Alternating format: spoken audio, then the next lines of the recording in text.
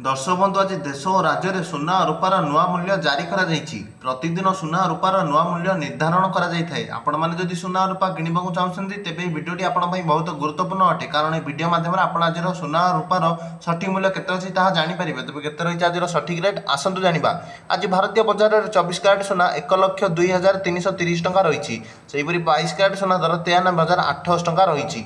सेहीपरि आज ओडिशा राजधानी भुवनेश्वर में 24 क्यारेट सुनार मूल्य 10 ग्राम पिछा 1,02,330 टंका रही बेले 22 क्यारेट सुनार मूल्य 10 ग्राम पिछा 93,800 टंका को पहुंची। सेहीपरि आज भारत राजधानी नुआदिल्ली में 24 क्यारेट सुनार मूल्य 1,02,330 टंका और 22 क्यारेट सुनार मूल्य 93,950 टंका रही। आज मुंबई में 24 क्यारेट सुनार मूल्य 1,02,330 टंका और 22 क्यारेट सुनार मूल्य 93,800 टंका रही।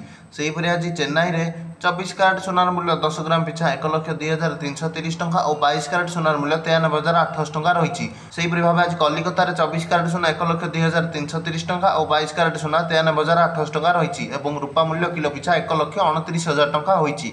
आज समस्त जगह मानक प्रमुख सहर मानक सुना और रूपार सठिक मूल्य भिडियोटी भल लगे भिडियोटी को लाइक और चैनल को सब्सक्राइब कर दियंतु।